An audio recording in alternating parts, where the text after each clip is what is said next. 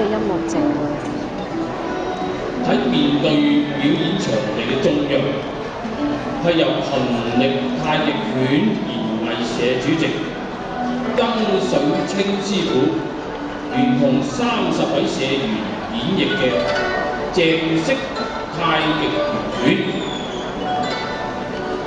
睇師兄耍得幾鬼靚。鄭式太極拳係由香港太極總會創辦人鄭天豪宗師所創立。鄭宗師係以太極內功以及散手善戰並重功。喺面對表演場地中央嘅左手邊，粉紅色衫嗰啲係演練圓拳第4段，而右手邊穿着粉綠色衫嘅係演練圓拳第2段，最後嗰兩邊一齊演練嘅係圓拳第6段。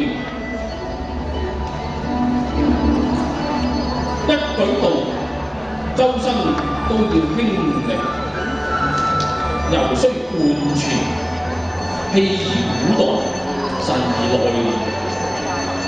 其根在腳，發於腰，發於腿，主宰於腰，形於手指。由腳而腿而腰，總需完整一氣，周身節節貫串。無令絲毫間斷。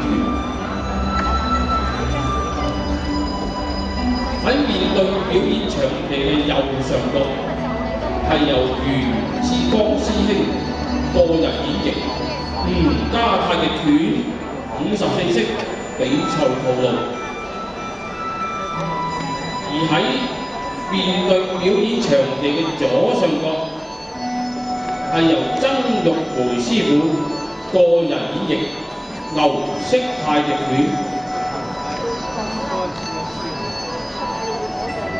牛式太極拳總共有27個動作，呢一套拳係由楊式太極拳第5代傳人21世紀中華10大武術家丁水德先生係以傳統楊式85太極拳架為動作素材，選取咗27個不同嘅招式，加上佢嘅恩師楊式太極拳第4代傳人劉春明先生所傳授嘅拳架嚟咗做範本，編串而成嘅精編套路。丁水德先生為咗紀念佢嘅恩師劉春明，所以就將呢套新編嘅套路改名為牛式太極拳，以作緬懷。